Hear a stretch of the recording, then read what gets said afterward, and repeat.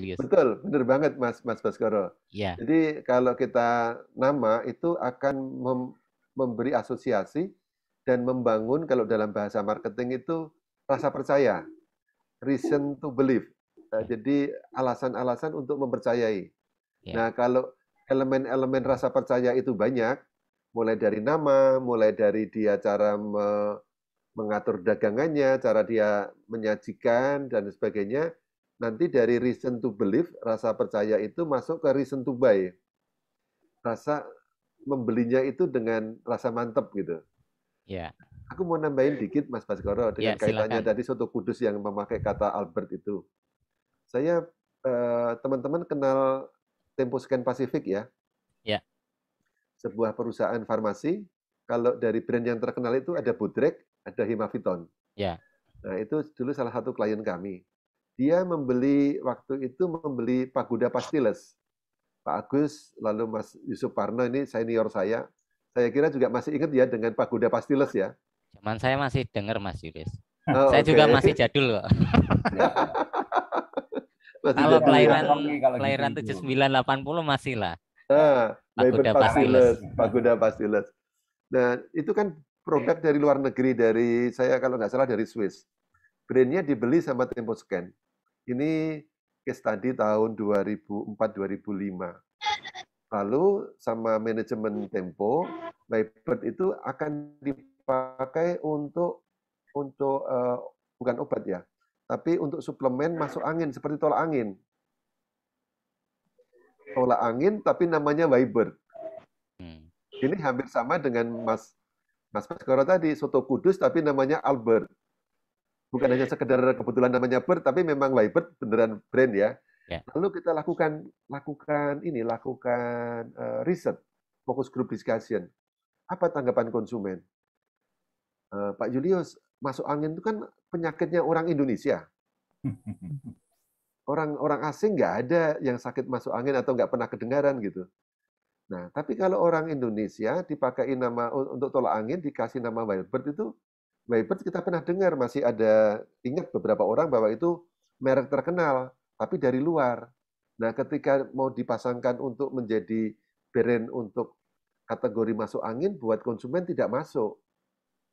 Dia mengatakan nggak cocok, nggak matching gitu. Namanya bule, nggak kena, bukan ahlinya di situ gitu. Nah, ketika sudah bukan ahlinya kan susah dipercaya ya. Nah, akhirnya betul, brandnya tidak pernah tumbuh, akhirnya diterminate, dibunuh, dimatikan. Padahal merek Vibert siapa yang nggak kenal lah kalau yang orang-orang lain itu tahun 80-an. Nah, itu monggo silakan kalau ada yang punya pengalaman, ini sifatnya sharing. ya, silakan kita mengalir saja. Jadi setahap demi setahap. Kalau memang ada yang ingin ditanyakan, monggo langsung open apa kamera, Open kamera, open open mic mic. gitu ya. Silahkan bertanya langsung. Nah, mau tanya Pak Julius. Ya, Tanya Pak silahkan, Julius. Oh Pak. ya. Bagaimana branding pakai nama, misalnya Honda, Yamaha. Saya punya teman namanya Basuki. Dari namanya mungkin Bapak akan terbayang orang kampung yang apa ya, yang tinggal di kampung kerja di sawah. Tapi ternyata Basuki Engineering itu ada di Pulau Gadung situ. Itu perusahaan besar yang kebetulan eksiswa juga dari BK. Itu pakai nama Basuki. Brandingnya Basuki. Itu bagaimana Pak dengan pakai nama pribadi untuk membranding suatu produk.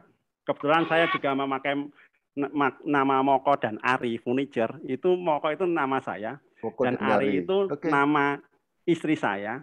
Nah, itu saya branding sudah lama. Oke. Dapur Mama Rista. Rista itu kebetulan anak saya tadi.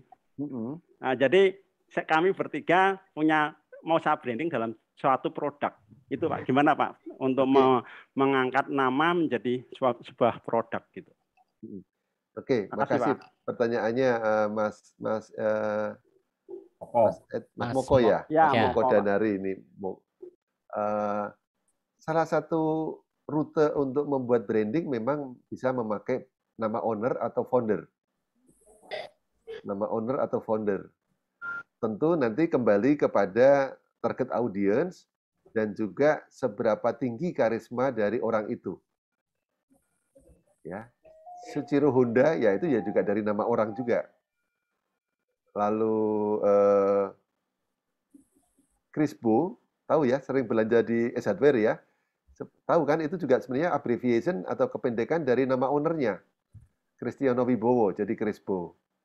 Nah, lalu saya sendiri pernah untuk mengusulkan nama untuk sebuah department store, itu nama foundernya. Mungkin teman-teman di sini masih ingat ada department store yang lifestyle department store, itu Centro Department Store, masih ingat? Iya, masih ingat Pak. Oke ya, masih ingat ya. Sebenarnya kalau boleh intermezzo sedikit cerita, ini juga kaitannya dengan nama sebenarnya. Tahun 2002, saya diundang oleh Bu Susi Hutomo. Bu Susi Hutomo ini adalah anaknya Pak Hari Darmawan, bukan salah satu, tapi pendiri dan pemilik Matahari Deep Store yang sudah meninggal ya. Kalau dibilang dia begawan retailnya Indonesia. Waktu itu saya masih tahun 2001-2002 baru keluar dari company yang lama, bikin company yang baru. Kalau teman-teman masih ingat dulu di dalam Deep Store Mataharinya itu ada galeria. Ada yang masih ingat kah? Ya. Ya ya. Kalau dulu Ibu J, Ibu Kutugiem ya. Dulu dia ada di galeria, itu ada di Pasar Baru, ada di Taman Anggrek, ada juga di Blok M, kalau tidak salah. Ya. Mungkin masih ada yang lain lagi, tapi 3 itu yang saya ingat. Dan saya termasuk pelanggan setianya. Waktu itu masih, kalau barang-barangnya beda ya Bu Tukiem ya, antara yang dijual di Matahari dengan yang di galeri. Betul Pak. Betul ya. Yang di galeria adalah barang-barang premium, upper levelnya dari Matahari. Iya, betul. Nah, oke. Lalu singkat cerita, Bu Susi Hutomo, anaknya Pak Hari itu studi ke Jepang. Ketika balik ke Indonesia itu habis masa reformasi.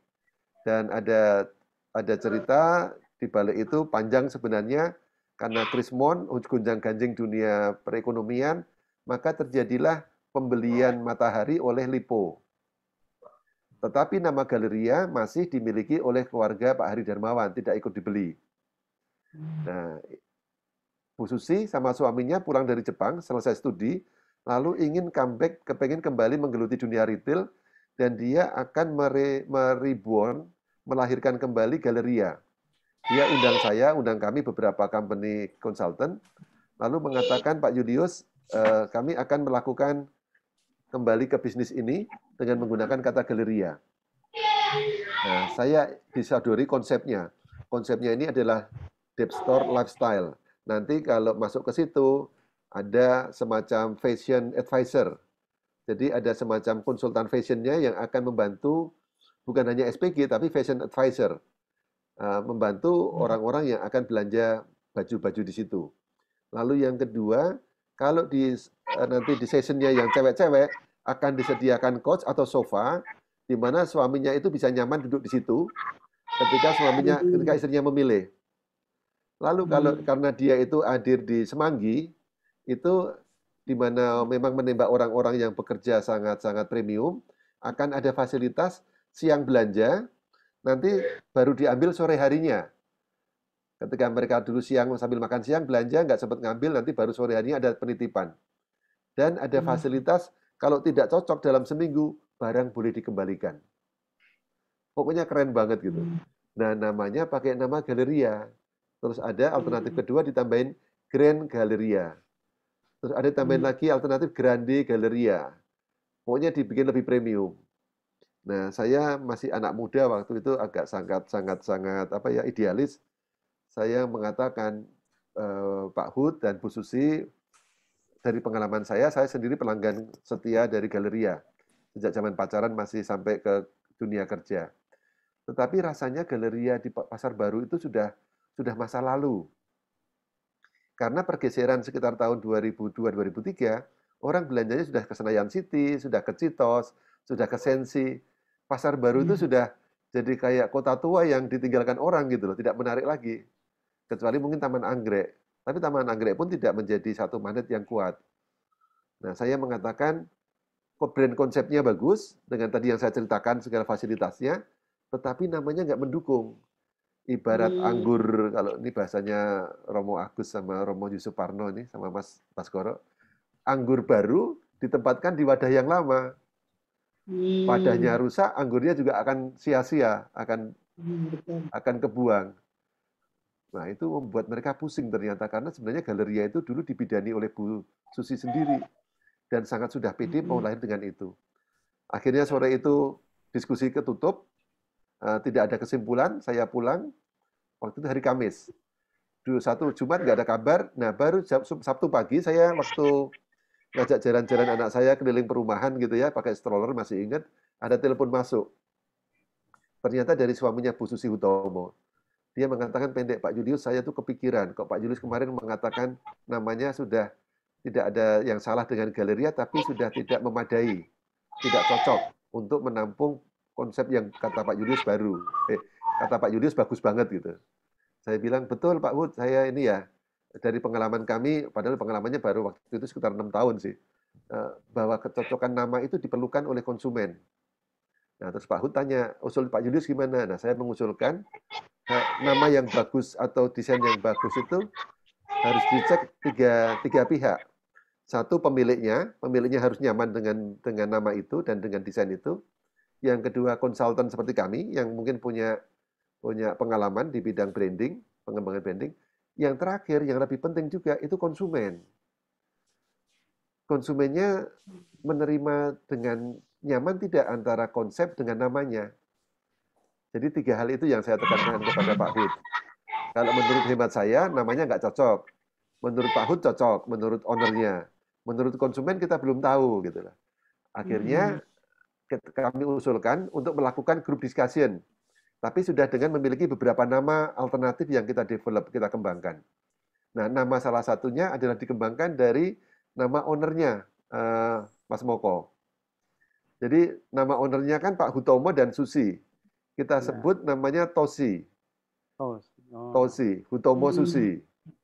Nah, itu hampir sama dengan Moko Danari tadi kan, gabungan antara suami dan istri. Nah, itu.